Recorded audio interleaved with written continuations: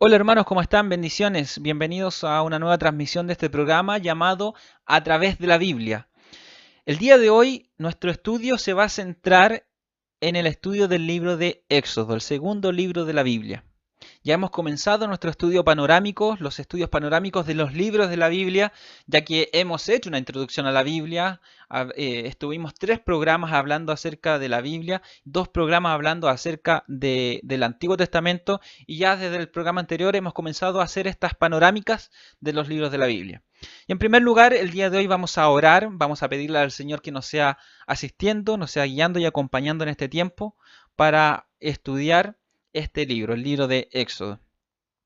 Señor, gracias te damos, Señor, por esta oportunidad que nos das nuevamente de poder reunirnos en torno al estudio de tu palabra, Señor. Gracias por estos medios que nos permite, Señor, utilizar para poder enseñar tu palabra, para poder reflexionar acerca de tu palabra, Señor, y que juntos, Señor, aquellos que están escuchando, aquellos que están atentos, podamos aprender más de ti a través de tu palabra, Señor. Te pedimos en esta hora que nos seas guiando, nos seas asistiendo, Señor, y que este estudio, que estas enseñanzas que podamos extraer el día de hoy, no tan solamente sean un conocimiento intelectual, sino que sea una riqueza espiritual para nuestras vidas, que las podamos atesorar y también nosotros las podamos poner en práctica y enseñar, Señor. Gracias te damos en esta hora, te pedimos tu compañía, tu asistencia en este momento, y se lo pedimos y te lo agradecemos, Señor, en el nombre de Jesús. Amén. Comenzamos entonces nuestro estudio del día de hoy hablando acerca del libro de Éxodo, el segundo libro de la Biblia, del Antiguo Testamento. En primer lugar, vamos a hablar acerca de su título, de por qué se llama Éxodo. Recuerden que originalmente el Antiguo Testamento fue escrito en hebreo, y los hebreos acostumbraban a llamar sus libros o a titular sus libros de acuerdo a la primera palabra o primera frase que ellos contenían. Cuando estudiamos el libro de Génesis, hablamos que su nombre originalmente era Bereshit, que quiere decir en el principio, porque esta es la primera palabra, la primera frase que aparece al comienzo de este libro. Recuerden que el capítulo 1, versículo 1 de Génesis dice, en el principio creó Dios. Entonces, ¿cómo se llamaba este libro? ¿Cómo los hebreos lo llamaron? Bereshit, que quiere decir en el principio. Cuando se traduce el Antiguo Testamento del hebreo al griego y se produce nace esta traducción conocida como la Septuaginta, la versión de los 70, la palabra para traducir Bereshit es Génesis. Y Génesis es una traducción más, podemos decir, más o menos equivalente desde su original hebreo, ya que Génesis quiere decir principios o comienzos. Y obviamente es una traducción más o menos fiel a lo que el original quiere decir cuando los hebreos lo denominaron Bereshit, en el principio. Ahora, en relación al libro de Éxodo, esa traducción no es equivalente. Originalmente el libro de Éxodo en hebreo es conocido como Shemot, Shemot, que quiere decir nombres.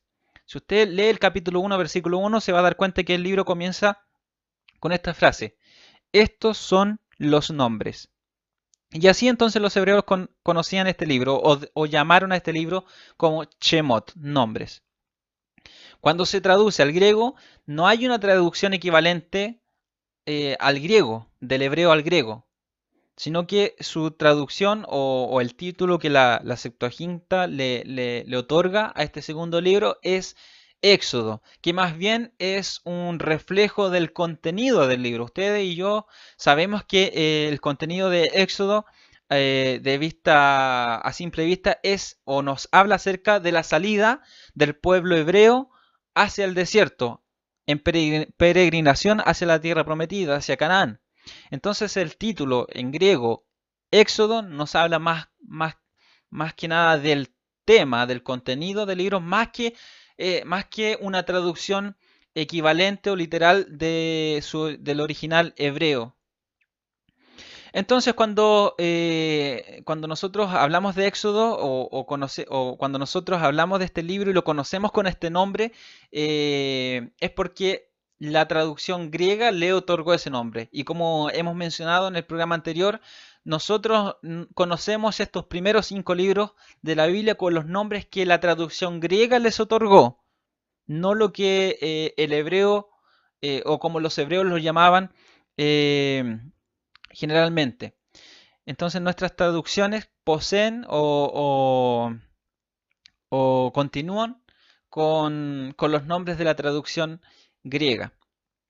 En cuanto al autor, podemos decir que el autor, la postura tradicional, ya conservadora, nos dice que Moisés fue el escritor del Pentateuco, de los primeros 5 libros del Antiguo Testamento. Entonces, nosotros consideramos, tanto por la evidencia interna como externa, que Moisés es el escritor de estos libros. En este caso es el escritor del libro de Éxodo. Recuerden que había una corriente racionalista, una línea, podríamos decir una línea teológica que trató de estudiar la escritura como un libro más, descartando lo que era el elemento sobrenatural, el elemento divino. Descartaron que la Biblia fue inspirada por Dios, sino que ellos estudiaron la escritura tal como se estudia cualquier texto, un texto más. Esto ocurrió en el siglo XVIII, siglo XIX, en universidades alemanas, y que esto se masificó y se conoció esta corriente de pensamiento teológico como la alta crítica.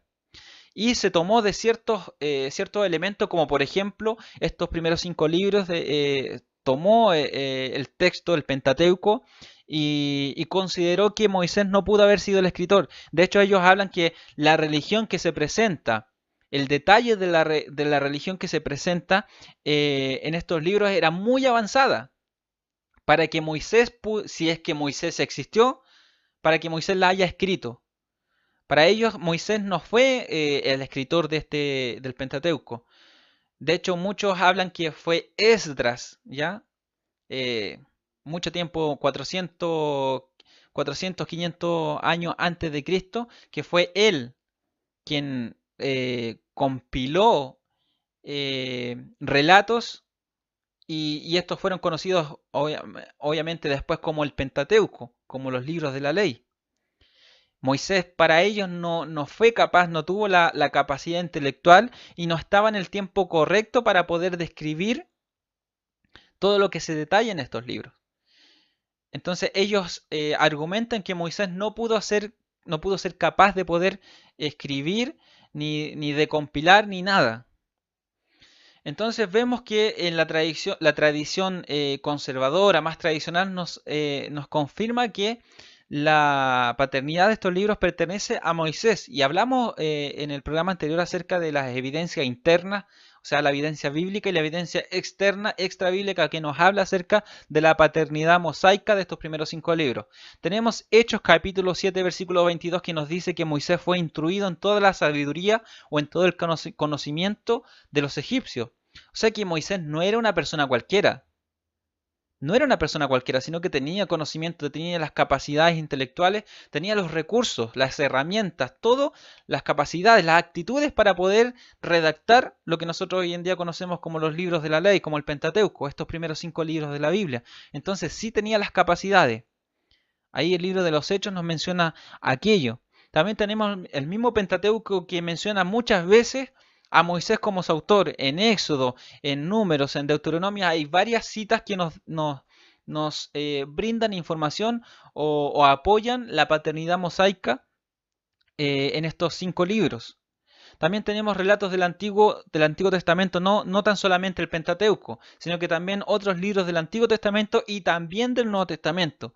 Tenemos Lucas capítulo 24, versículo 44, que es el testimonio mismo de Jesucristo, diciendo que, o refiriéndose a los libros de la ley como Moisés y los profetas. Había una denominación o una clasificación en aquel entonces que se manejaba en cuanto a los libros del Antiguo Testamento. Se hablaba de la ley y los profetas. La ley, los primeros 5 libros, y los profetas, los demás escritos. ¿Ya? Entonces vemos que aquí, en vez de Jesucristo, en vez de referirse a los libros de la ley, a estos 5 libros, como la ley, él dice, tienen a Moisés y a los profetas. Entonces aquí Jesucristo declara esta autoridad de Moisés, o la paternidad mosaica de estos primeros 5 libros. Y también tenemos la tradición extra, la evidencia extra bíblica, que está contenida en la tradición judía, que ellos confirman la paternidad mosaica de estos primeros 5 libros, también la literatura intertestamentaria, o sea, la literatura entre el periodo que se dio entre el Antiguo y el Nuevo Testamento, más o menos 400 años de silencio que se les conoce, y en donde no hubo profeta ni una palabra directa de parte de Dios al pueblo de Israel, pero sí hubo literatura, sí se originó literatura, perdón, que obviamente no está dentro del canon, pero sí nos da información. Y esta literatura nos confirma también la paternidad mosaica de los primeros 5 libros de la Biblia. Si bien no pertenecen al canon, sí nos dan mucha información de este periodo de silencio y también confirman dentro de su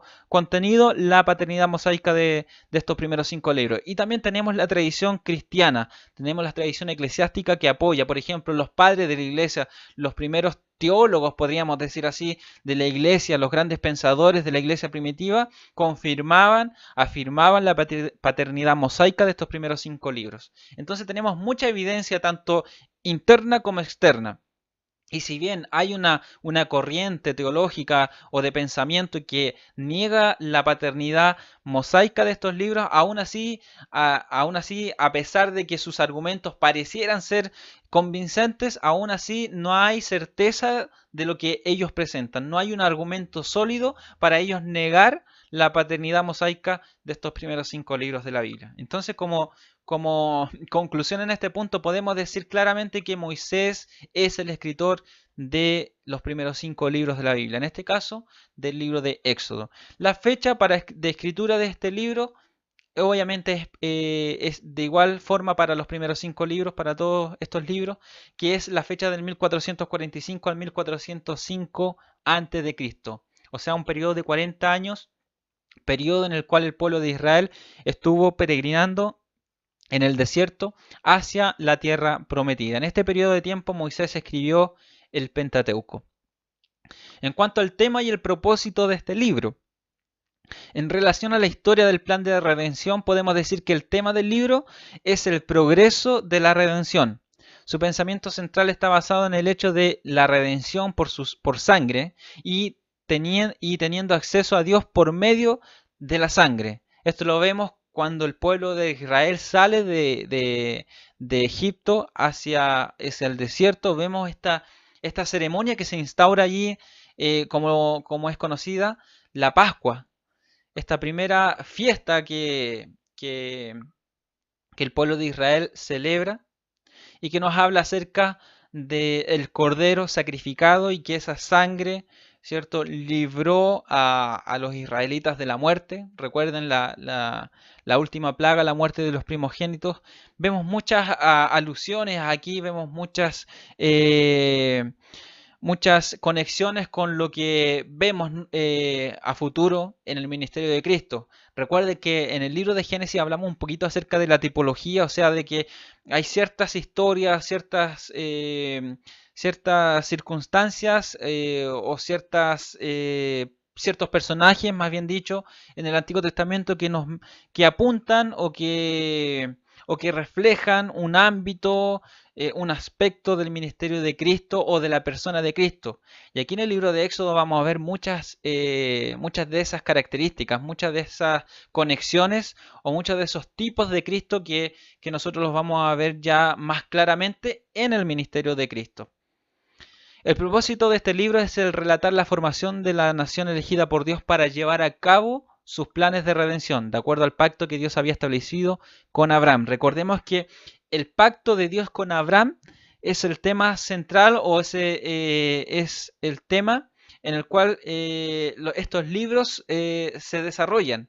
Todo lo que los libros de la ley nos presentan, ya Génesis, Éxodo, Levítico, Número y Deuteronomio, giran en torno a este tema, al pacto que Dios hizo con Abraham.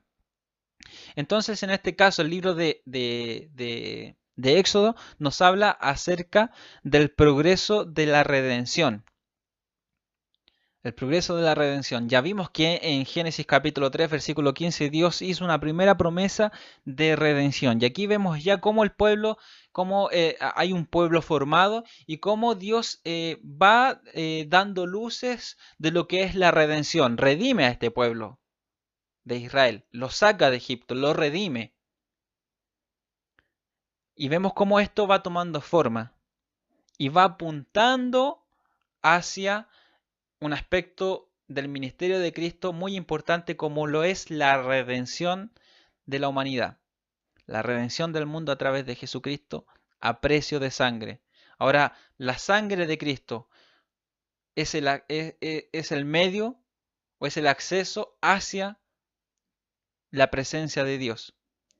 Es lo que estamos viendo ahora acá en el libro de Éxodo, que su tema es el progreso de la redención y nos habla acerca de la sangre como ese medio de acceso hacia Dios. Entonces vamos viendo todas estas conexiones que existen en el Antiguo Testamento que apuntan hacia un aspecto característico o hacia la persona misma de Jesucristo. Tenemos versículos claves como el capítulo 1, versículo 8 que nos dice: entre tanto se levantó sobre Egipto un nuevo rey que no conocía a José. Es importante aquello porque desde que termina el libro de Génesis vemos que José era una persona muy importante en Egipto. Era el segundo al mando en Egipto. Después de Faraón estaba José. Y vemos que el pueblo bueno, la familia de Jacob, la familia de José se establece en Egipto y podríamos decir que no es un grupo más allá de 70, 80 personas. Pero ya cuando pasan los años, más o menos 400 años después, vemos que este nuevo rey que está en Egipto no conoce a José, o sea, no conoce la historia de José, no conoce esa relación, esa buena relación que existió entre esta pequeña tribu, ya, la familia de José con los egipcios, no sabía de esa buena relación que existía. Entonces esto es un versículo clave para darnos a entender esa enorme diferencia que hay entre el final del libro de Éxodo, perdón, del libro de Génesis, que termina con un final feliz, podríamos decir, a este nuevo escenario que se nos presenta en el libro de Éxodo, en donde es totalmente contrario. Éxodo capítulo 2, versículos 24 y 25 que nos dice: y oyó Dios el gemido de ellos y se acordó de su pacto con Abraham, Isaac y Jacob. Y miró Dios a los hijos de Israel y los reconoció Dios. Aquí tenemos otros versículos claves que nos hablan acerca de periodos de la historia del pueblo de Israel importantes. Y en este caso vemos al pueblo de Israel ya siendo esclavizado en la nación de Egipto. También tenemos Éxodo capítulo 12, versículo 27, que nos dice: es la víctima de la Pascua de Jehová, el cual pasó por encima de las casas de los hijos de Israel en Egipto, cuando hirió a los egipcios y libró nuestras casas. Entonces el pueblo se inclinó y adoró. Y también tenemos Éxodo capítulo 20, versículos 2 y 3. Yo soy Jehová tu Dios que te saqué de la tierra de Egipto, de casa de servidumbre, no tendrás dioses ajenos delante de mí. Entonces aquí tenemos versículos que nos hablan acerca de la Pascua como un acto importante, como una de las primeras fiestas que Dios instauró para el pueblo de Israel, que les dio identidad también al pueblo de Israel y que obviamente conmemora un evento importante que fue su salida del pueblo de la nación de Egipto. Marcó su libertad también. Y también tenemos la mención de este versículo, capítulo 20, versículos 2 y 3, que nos habla acerca de la entrega del decálogo, de los 10 mandamientos, que obviamente marca también un momento importante dentro de la historia del pueblo de Israel, de esta naciente nación, de este naciente pueblo que Dios está formando y cómo Dios le entrega en detalle todo lo que el pueblo debía hacer. Si el pueblo de Israel bueno, si los hebreos que estaban siendo esclavizados en Egipto, ahora en la libertad, ellos estaban en desarrollo como nación, en desarrollo como pueblo, también tenían que tener sus leyes, también tenían que regirse por las leyes y en este caso las leyes divinas. Y Dios les entrega estos 10 mandamientos que iba a ser la pauta conductual del pueblo de Israel de aquí en adelante.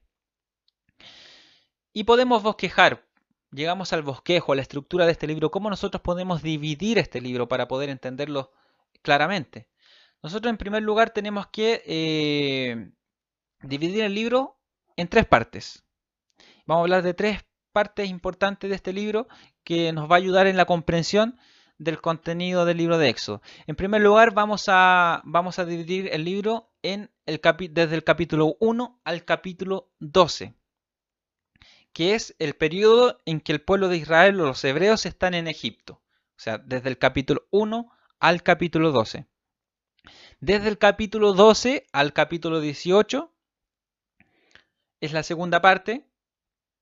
Y es desde Egipto al monte Sinaí. Desde cuando salen de Egipto hasta el monte Sinaí. Hasta que se establecen ahí en el monte Sinaí, o también conocido como el monte Oreb.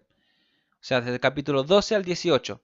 Tenemos que tener en cuenta desde el capítulo 1 al capítulo 12, Israel en Egipto, parte del capítulo 12 al capítulo 18, desde Egipto al Sinaí, y finalmente la tercera parte es desde el capítulo 19 al capítulo 40, su capítulo final, y es desde el monte Sinaí, la ley y el tabernáculo.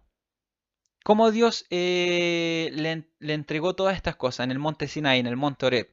La ley, ¿cierto? Sus preceptos, sus mandamientos y el mandamiento de construir un tabernáculo. ¿Ya? De este lugar en donde Dios iba a habitar físicamente y iba a habitar en medio del pueblo de Israel. Entonces aquí tenemos tres partes en las que nosotros podemos dividir el libro de Éxodo. Y comenzamos entonces con la primera parte.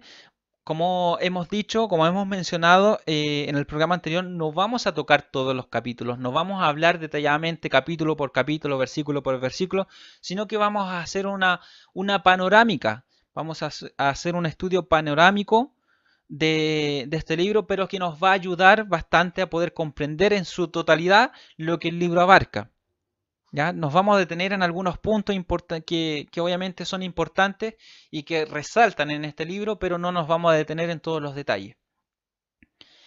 En el capítulo 1 se nos habla acerca de la opresión que el pueblo de Israel o los hebreos vivieron en Egipto. Sabemos, ya mencionamos, leímos uno de los primeros versículos clave, que es el capítulo 1, versículo 8, que nos dice que el rey no conocía, entre tanto se levantó un rey que no conocía a José. Y eso nos da a entender, nos contextualiza ya inmediatamente en que el ambiente que se vive ahora es un ambiente totalmente distinto, un ambiente hostil, porque ya no conocían a José, no conocían la historia, no conocían esa relación, esa buena relación que existía entre hebreos y egipcios, sino que aquí era totalmente distinto, había una hostilidad hacia los hebreos.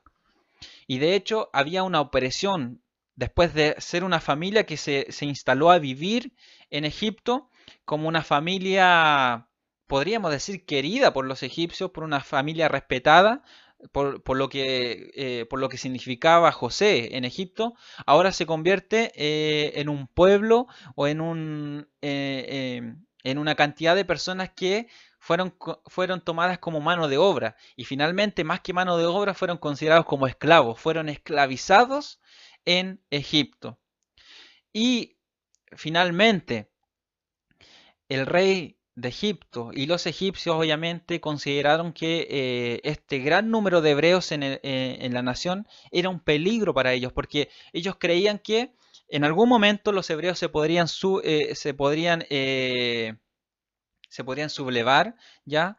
Podrían levantarse en contra de los egipcios, en contra de ellos y aliarse incluso con las naciones enemigas de los egipcios y, y rebelarse en contra de ellos. Entonces había un temor, había una preocupación de parte de Faraón de que esto sucediera. Por lo tanto, obviamente fueron esclavizados, fueron oprimidos mucho más de lo que eran e incluso se mandó a asesinar a los niños que nacieran, a los niños varones. Se mandó a asesinar y se les dio un mandato a las parteras incluso de que cuando ellas fueran a asistir a las mujeres hebreas cuando estaban dando a luz, que si era varón que ellos los asesinaran inmediatamente. Pero dice la escritura, hay un detalle ahí que las parteras sí tenían temor de Dios Y como tenían temor de Dios, no lo hicieron. Se excusaron con Faraón diciendo que cuando ellas iban a asistir a las mujeres que estaban dando a luz, ellas no alcanzaban a llegar porque las mujeres eran muy fuertes. Las mujeres hebreas no necesitaban ni siquiera de parteras porque cuando ellas llegaban ya habían dado a luz a sus hijos. Entonces no, para ellas era imposible poder quitarle a sus hijos y obviamente asesinarlo. Entonces era imposible. Entonces, esto también fue un acto de fe de estas mujeres que tenían temor de Dios y Dios las favoreció, dice el texto. Entonces, vemos que el pueblo creció de igual forma, pero muchos niños fueron asesinados. Y en este contexto, en este ambiente, nace Moisés. En este contexto nace Moisés. Ya usted conoce la historia de cómo Moisés fue librado de este mandato, fue librado de haber sido asesinado y, y fue enviado por esta canasta en el río, ¿cierto? Hasta que la hija de Faraón lo encontró y allí vemos cómo Moisés llega al palacio de Faraón y fue criado y ahí recordamos nuevamente el capítulo 7, versículo 22 de Hecho que nos dice que Moisés fue instruido, fue enseñado en todo el conocimiento, la sabiduría de los egipcios. ¿Por qué? Porque creció bajo el techo de la casa de Faraón. Entonces en ese ambiente nace Moisés. Y si queremos hacer una conexión, queremos hablar de esta tipología que nosotros vemos en estos libros, en el libro del Antiguo Testamento, en cuanto a Jesucristo o aspectos importantes de su ministerio, aquí vemos un relato paralelo cuando Jesucristo nace también. Vemos que el rey Herodes también tuvo temor de que naciera el rey de los judíos y que le quitara su trono. ¿Ya? Entonces vemos cómo él también manda asesinar a los niños. Manda asesinar a los niños, ¿cierto? Y Jesús nace también en este contexto. Y vemos cómo aquí hay un paralelo en estos dos grandes libertadores. Moisés, que fue el libertador de Israel, y Jesucristo, que fue el libertador de la humanidad, quien nos dio salvación. Entonces vemos muchos paralelos en el Antiguo Testamento, en este caso en el libro de Éxodo, con aspectos de la vida o el ministerio de Jesucristo. En el capítulo 3, capítulo 4, vemos el llamamiento de Moisés. Recuerden que Moisés ya adulto, tuvo un problema Moisés, un altercado con un egipcio que él termina asesinando a este egipcio y él huye porque Faraón también quería asesinarlo por este episodio. El episodio es que Moisés él asesina a un egipcio que estaba maltratando a un hebreo. Y él lo asesina y él esconde el cuerpo. Seguido de otro día él fue testigo de una pelea no entre un egipcio ni un hebreo, sino que entre dos hebreos. Moisés, él va a calmar los ánimos. Le dice, pero ¿cómo estás haciendo esto con tu prójimo? Le dice Moisés a uno de los hebreos. Entonces el hebreo le contesta, ¿acaso vas a hacer lo mismo que hiciste con el egipcio? ¿Acaso me vas a matar? ¿Eres acaso juez de nosotros? ¿O me vas a matar como que mataste al egipcio?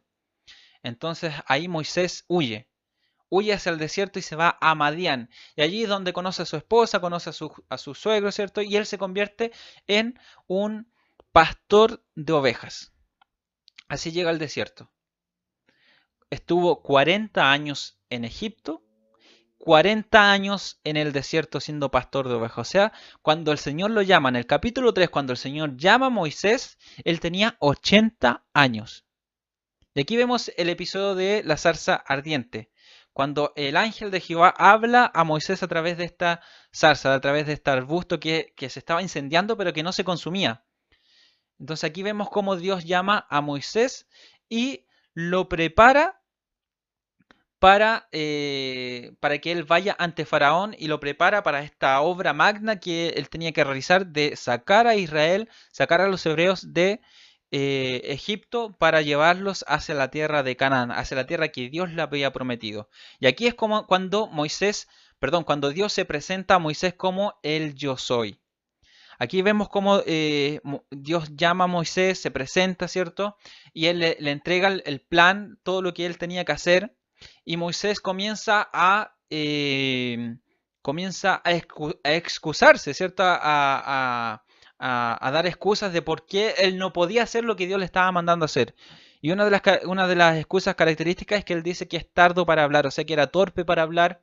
Entonces el pueblo no lo iba a escuchar, el pueblo no le iba a hacer caso, el pueblo no le iba a creer. Entonces aquí Dios lo capacitó, nosotros conocemos más o menos la historia, Dios lo capacita con señales, ¿cierto? Que su báculo, su vara se convierta en serpiente, que su mano también, al ponerla en sus vestiduras, ¿cierto? Dentro de sus vestiduras y al sacarla se iba a convertir en una mano seca o en una mano leprosa.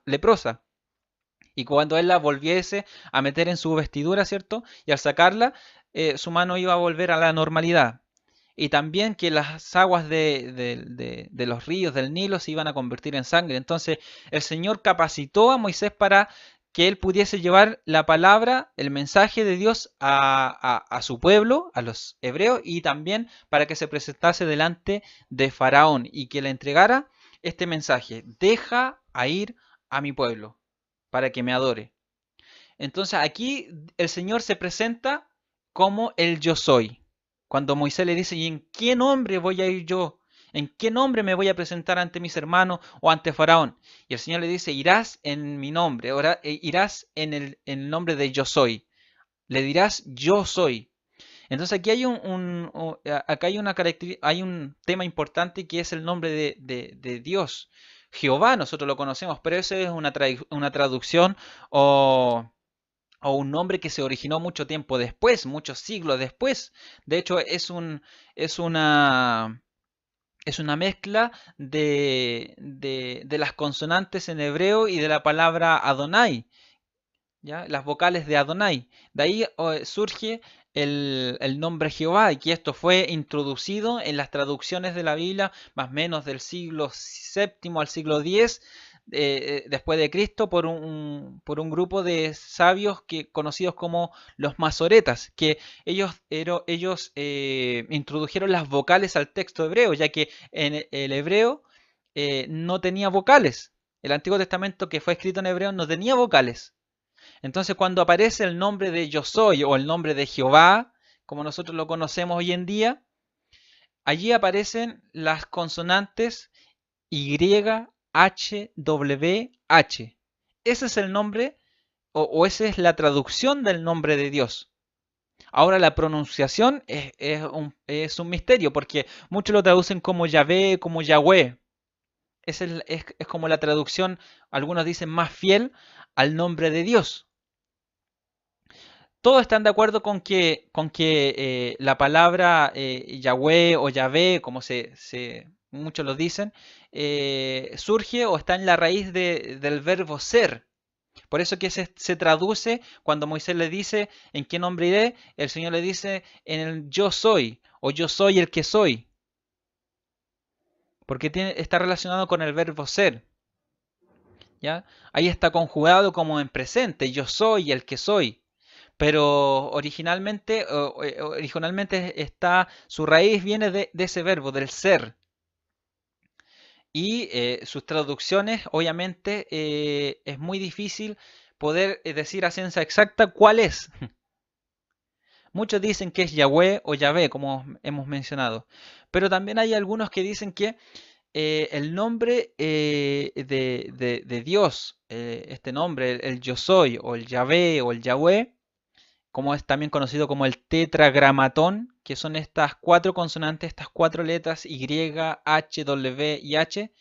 Su traducción o su sonido, ¿ya? Su posible traducción, no sé si está bien decir así, fonética, sería tal cual como es el sonido al momento de respirar, el sonido que hace el diafragma cuando uno respira.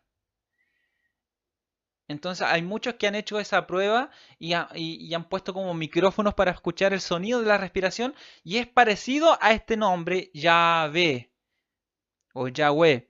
Es como se asimila a este sonido. Entonces aquí el Señor se da a conocer por primera vez en el capítulo 3, versículo 14, con este nombre personal: el yo soy el que soy, el Yahweh, Yahvé o Jehová, como hoy en día nosotros lo conocemos.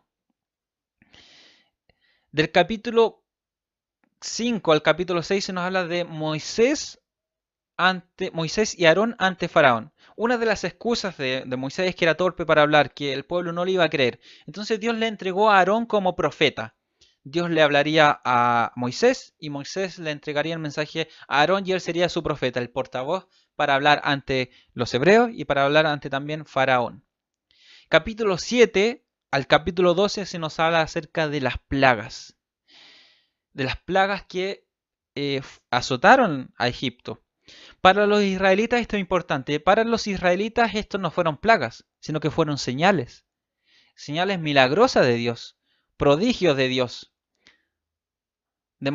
Estas plagas demostraron el poder de Dios. Para los egipcios, fue un azote, fue un castigo. Y vemos que más que señales milagrosas y más que un castigo para los personalmente para los egipcios, esto fue una clara demostración del poder de Dios, del Dios de los hebreos, ¿ya? En relación a los dioses de los egipcios. Todas las plagas atacaban a un dios en específico. Sabemos que los egipcios eran politeístas, creían en una gran cantidad de dioses. No era un pueblo monoteísta, sino que eran politeístas. Entonces cada una de estas plagas atacaba en específico a un dios en el cual ellos creían. El mismo río Nilo era considerado un dios porque eso le daba fertilidad a sus tierras, era la fuente de vida para ellos el río Nilo. Entonces vemos cómo estas plagas atacaron a la dignidad de los dioses de los egipcios. Tenemos la plaga de sangre, la primera plaga, el Nilo, junto con toda el agua de Egipto, se convirtió en sangre, pero Faraón no dejó que los israelitas se fueran. Y aquí vamos al finalizar la mención de todas estas plagas, vamos a hablar un tema importante ahí que es Faraón también. La plaga de ranas. Las ranas llenan la tierra de Egipto. Faraón promete dejar al pueblo de Israel irse, pero después se arrepiente. Luego se arrepiente. La plaga de mosquitos. El polvo se convierte en mosquitos que picaban a toda la gente y a los animales en Egipto. Pero Faraón no dejó ir al pueblo.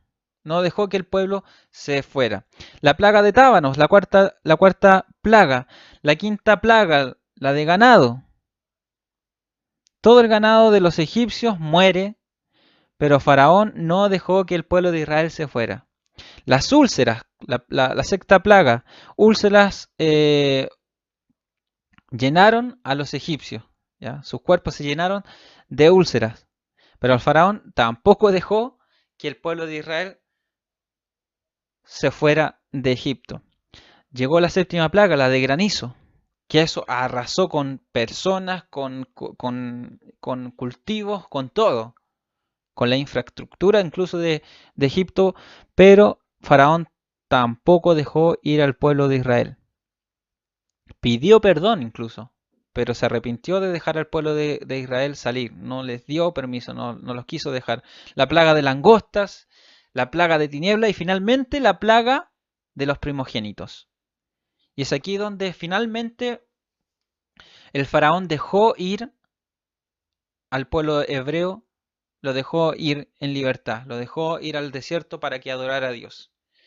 ¿Por qué? Porque obviamente aquí atacó a todos los primogénitos de los egipcios y vemos que las plagas hacían distinción de pueblos. Los hebreos no sufrían las plagas, en cambio los egipcios sí. Y vemos cómo estas plagas atacaban la dignidad de sus dioses, porque habían dioses que dominaban las aguas, dioses que estaban relacionados a la tierra, al cultivo, a la siembra, a las cosechas, al aire, a los insectos, a la muerte,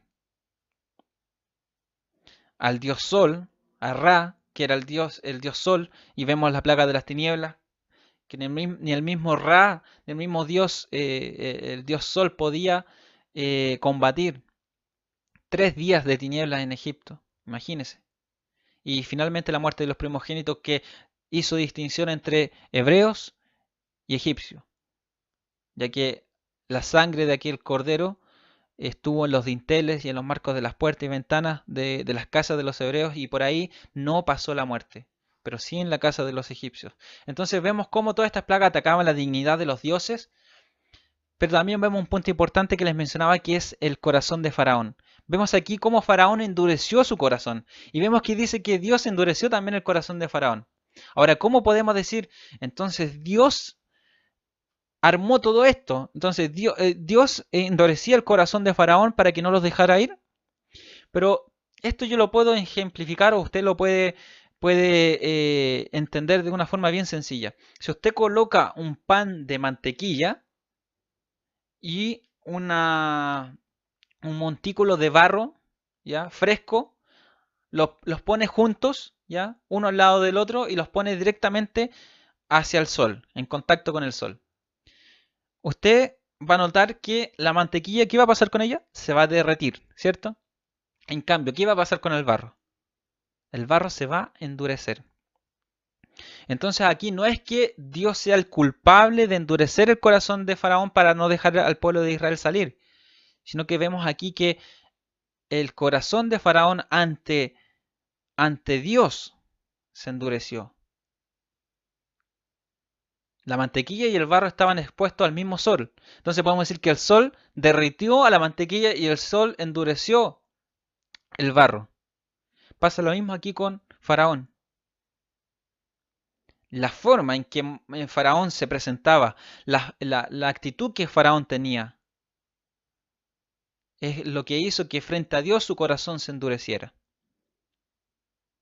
Entonces, una gran enseñanza para cada uno de nosotros, cómo nosotros reaccionamos frente a Dios, frente al trato de Dios en nuestra vida. ¿Dejamos que Dios moldee nuestras vidas? ¿O honestamente ante los tratos de Dios nuestro corazón se endurece más? Algo que nos sirve para poder pensar. Llegamos a la segunda parte, desde el capítulo 12 al 18, y aquí vemos la salida, capítulo 12, capítulo 13, la salida del pueblo de Israel de Egipto. Ellos salen de Egipto, ¿cierto? Y incluso despojan a los egipcios de sus riquezas. Ellos le entregan sus riquezas, oro, plata, todo. Más que nada porque ellos querían que se fueran. Los egipcios al final querían que ellos se fueran por el daño que les habían causado. Entonces ahí el texto dice que despojaron a los egipcios de sus riquezas. Y en el capítulo 14 nos enfrentamos al gran evento del cruce del Mar Rojo. Vemos cómo el pueblo de Israel vivió una muestra más del poder de Dios cuando el Mar Rojo se abre en dos y el pueblo pasa en seco. ¿Por qué? Porque vemos que después que el pueblo de Israel sale de Egipto, Faraón se arrepiente nuevamente, se endurece su corazón, se arrepiente de haberlos dejado ir y los persigue. Ahora vemos cómo el Mar Rojo se abre en dos y Dios les da la victoria al pueblo de Israel, los hace pasar en seco, y cuando el pueblo de Israel, los hebreos, cruzan el Mar Rojo, las aguas se cierran cuando Faraón y sus ejércitos iban cruzando. Y aquí vemos una vez más el poder de Dios, ya no sobre los dioses de los egipcios, sino que directamente contra Faraón, que también era considerado una deidad, y también en contra de su ejército. Y aquí capítulo 15 vemos cómo hay un cántico de Moisés y María cuando cantan y alaban a Dios por las proezas que Dios había hecho, que echó al mar, a los carros, a los jinetes, a todo el ejército de Faraón, y Dios una vez más mostró su poder librándolos del ejército de Faraón. Capítulo 16 nos habla acerca del maná. El capítulo 16 nos habla acerca de la maná, de cómo el pueblo de Israel, desde aquí en adelante vemos al pueblo de Israel que ya es libre, estando en el desierto, pero vemos la actitud que tenía el pueblo de Israel, una actitud frente a Dios y frente al liderazgo también de Moisés, que cada vez que ellos se encontraban en aprietos, en este caso con hambre, con sed, ¿qué es lo que hacían ellos? Ellos criticaban el liderazgo de Moisés y le decían: nos trajiste de Egipto donde estábamos bien. Ellos, a pesar de que eran esclavos, ellos se consideraban que estaban mejor allá porque tenían pan y agua, porque tenían comida. Y ellos recordaban con aprecio aquello, a pesar de que estaban siendo esclavizados. Pero le decían a Moisés, nos trajiste al desierto a morir, preferimos mejor estar allá en el desierto siendo esclavos que morir aquí en el desierto. Entonces ellos le reclaman a Moisés. Y obviamente esto es una actitud de menosprecio frente al cuidado de Dios, que Dios demostró su poder cuando mandó esas plagas a Egipto, los libró a ellos, los libró del ejército de Faraón, abrió el mar Rojo, ellos cruzaron en seco, pero aún así ellos no apreciaban este trato que Dios tenía con ellos. ¿Qué es lo que pasa? Que aquí, de aquí en adelante, Dios comienza a darles el maná, esta especie de pan, podríamos decir así, que ellos recolectaban todo el día, esto que caía del cielo, ellos lo recolectaban y ese era como el pan que ellos tenían para alimentarse. Aquí vemos cómo empieza a caer, cómo Dios comienza a proveer de alimento para el pueblo de Israel. Capítulo 17 también se nos habla del agua de la peña. Nuevamente el pueblo ahora tiene sed y el Señor les da a través de Moisés, él a través de una roca, una peña, él hace surgir, bueno, Dios hace surgir aguas, fluir aguas para que el pueblo pudiera beber. Y aquí vemos un paralelo que nosotros podemos conectar con, obviamente, con Jesucristo.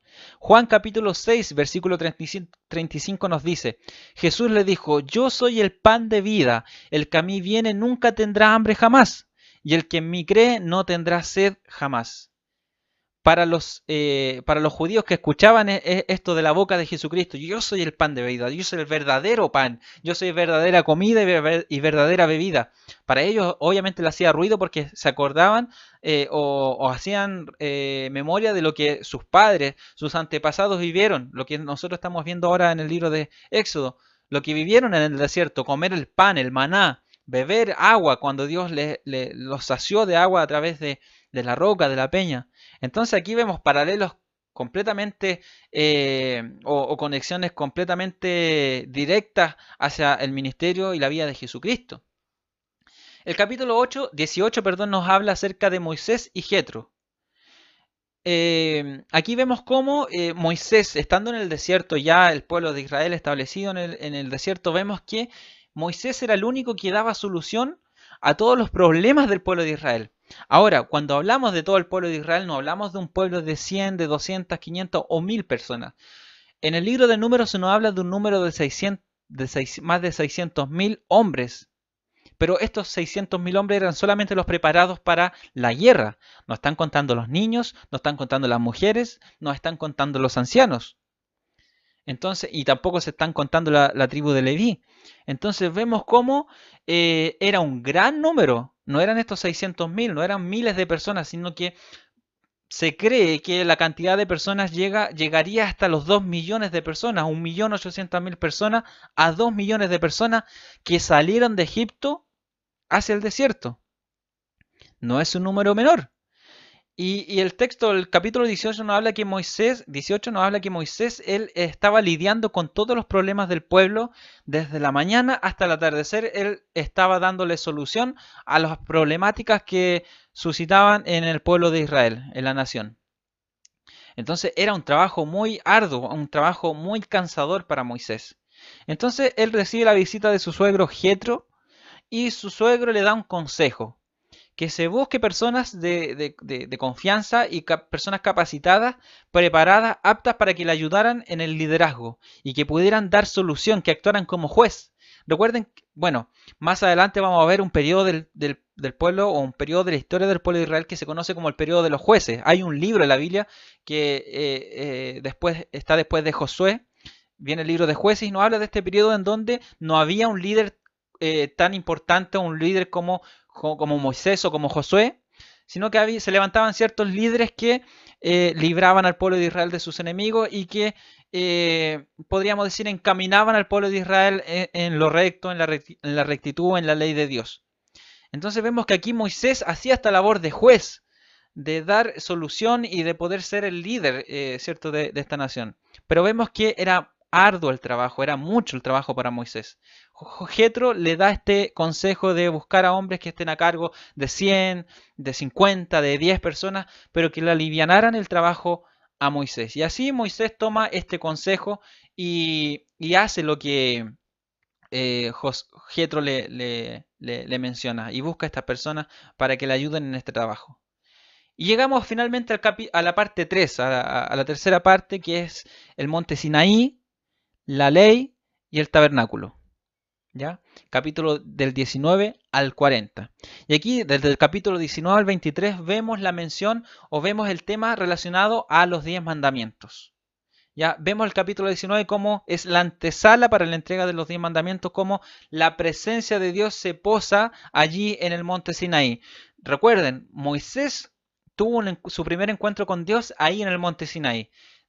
Después que sale el pueblo de Israel de Egipto, Dios nuevamente ahora trae a Moisés al monte Sinaí, pero no tan solamente a él, sino que a todo el pueblo de Israel. Y aquí es donde Dios entrega sus leyes, su mandamiento. Aquí vemos el decálogo, la mención de los 10 mandamientos en el capítulo 19, la antesala, como les decía, cómo la presencia de Dios se manifiesta ahí en el monte Sinaí, en donde solamente Moisés podía acercarse y poder hablar con Dios, y el pueblo de Israel estaba a los alrededores del monte Sinaí, porque el que llegara a aquel lugar iba a morir, porque ese monte estaba cubierto por la presencia de Dios, por la naturaleza de Dios. Entonces vemos que Dios entrega los 10 mandamientos. Desde el capítulo 24 al capítulo 31 se nos habla acerca de la descripción del tabernáculo, de las ofrendas, de las vestimentas de los sacerdotes y de su consagración. Aquí en estos capítulos vemos cómo Dios demanda a Moisés el de construir un lugar físico, una tienda en donde la presencia de Dios iba a morar en medio del pueblo de Israel. Aquí vemos cómo Dios le detalla en específico las medidas, las dimensiones, los materiales que debían utilizar para construir todo lo que significaba el tabernáculo, el mobiliario, todas las cosas, todos los utensilios que se iban a utilizar en esta tienda, en este lugar. Dios le detalla todo específicamente a Moisés. El capítulo 32 nos habla acerca del episodio del becerro de oro. Y aquí vemos, este es un episodio muy importante en la historia del pueblo de Israel, porque vemos la naturaleza del pueblo de Israel, que la vamos a ver reflejada a lo largo de la historia del pueblo de Israel, y que va a marcar hitos importantes dentro de su historia, porque esta actitud va a ser repetitiva y va a ser la causante de muchas de las desgracias del pueblo de Israel. En el capítulo 19 vemos cómo el pueblo de Israel se compromete ante la manifestación de la presencia de Dios ahí en el monte Sinaí, se compromete a hacer todo lo que el Señor demandara, todo lo que el Señor estableciera. A una voz el pueblo de Israel se compromete a hacerlo. Pero días después, cuando Moisés va a recibir las tablas de la ley, está más de un mes allí en el monte Sinaí, y el pueblo de Israel estaba desesperado porque veían que Moisés no bajaba, que Moisés no se hacía presente. Entonces el pueblo de Israel se comenzó a desesperar y no sabía qué hacer, y le dice a Aarón que les construya un becerro, que les construya una representación de una deidad para poder adorarla. Y Aarón increíblemente hace caso a esta petición y les pide que traigan todo el oro que ellos poseían, y les funde el oro y forja este becerro de oro, que lo más probable es que sea una manifestación de alguna de las deidades de Egipto. Entonces aquí vemos cómo Dios, a pesar que lo sacó de Egipto, los israelitas, los hebreos, aún no sacaban a Egipto de sus corazones. Para ellos siempre Egipto era mejor que lo que estaban viviendo ahora. Para ellos preferían ser esclavos en Egipto que libres ahí en el desierto. Preferían seguir estando bajo el dominio de Faraón que estar bajo el dominio de el Dios Todopoderoso. Ellos vieron las manifestaciones de Dios en Egipto, vieron cuando Dios le abrió el Mar Rojo, vieron la manifestación ahí misma de Dios en el monte Sinaí, pero vemos que aquí ellos se olvidan totalmente de Dios y quebrantan específicamente los dos primeros mandamientos: no tener dioses ajenos delante de mí y no hacer ninguna imagen, otras imagen. Quebrantan estos dos primeros mandamientos. Y como les dije, esto va a ser la pauta conductual o la actitud que va a ser permanente dentro del pueblo de Israel, que ellos se van a olvidar de Dios. Cuando no haya un líder ahí importante como aquí, como lo es Moisés, o como lo fue después de Moisés, Josué, para ellos, al no tener estos líderes, ellos van a olvidarse de la ley de Dios.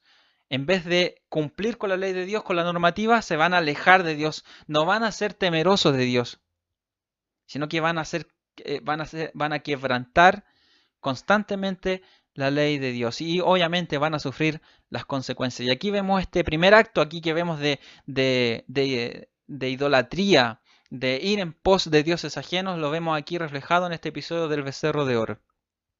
El capítulo 33 y 34 nos hablan acerca de la renovación del pacto. Al bajar Moisés ve este gran alboroto que había en el pueblo de Israel, ahí a los pies del monte Sinaí, y observa esta escena en donde el pueblo está adorando a este becerro de oro. Moisés quiebra, tira al suelo las tablas de la ley, se rompen y reprende la actitud del pueblo, ¿cierto? Entonces vemos que en el capítulo 33 y 34 hay una renovación del pacto con Dios, hay nuevas tablas de la ley, ¿ya?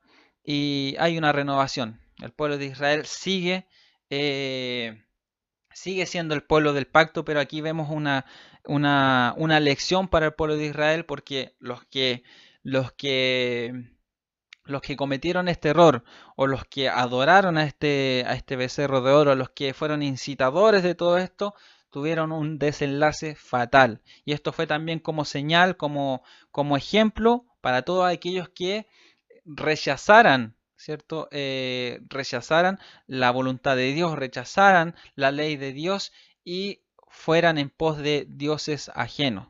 Entonces aquí vemos como un claro ejemplo de lo que el pueblo de Israel no debía hacer y cuáles serían las consecuencias de hacer o de quebrantar la ley de Dios. El capítulo 35 al capítulo 40 nos habla acerca de la construcción del tabernáculo, de este lugar físico, esta tienda en donde moraría la presencia de Dios. Y el tabernáculo era una tienda ya que estaba dividida en dos, en el lugar santo y en el lugar santísimo. Y alrededor de esto había un atrio, un patio podemos decir, y en ese atrio habían dos muebles también que conformaban parte de lo que era en su totalidad el tabernáculo, que era el altar de bronce en donde se realizaban los sacrificios, donde el oferente, el pecador, llevaba su sacrificio y ahí era sacrificado, era ofrecido en el altar de bronce, era quemado, ¿cierto?, por los sacerdotes. Y también tenemos la fuente de bronce, que era una fuente, o el lavacro también como se le conoce, en donde los sacerdotes lavaban sus manos, sus pies, ¿cierto? Y entraban puros, purificados, a oficiar en el tabernáculo, en el lugar santo, que era la primera sección de, de esta tienda, del tabernáculo. Y en el lugar santo se encontraban tres utensilios, que eran al medio, frente a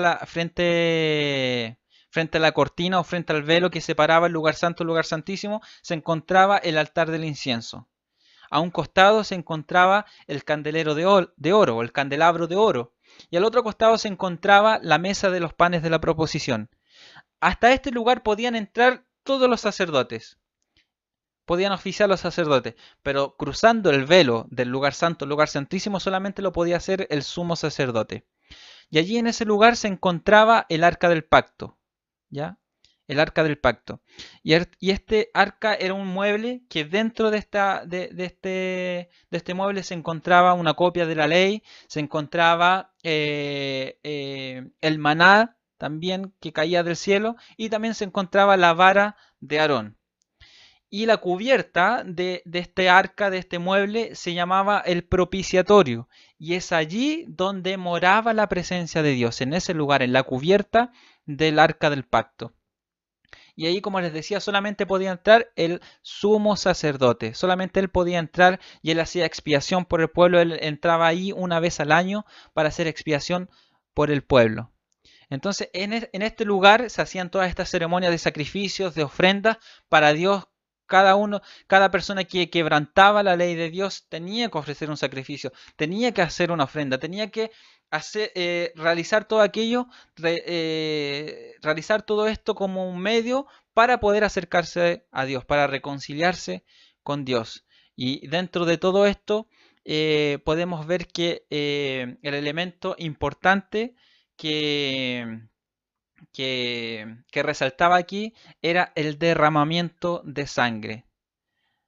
tenía que haber un derramamiento de sangre, un sacrificio de por medio para poder acercarse a Dios. Y todo esto, como les decía anteriormente, todo esto apunta hacia la figura, hacia el ministerio, hacia la vida de Cristo.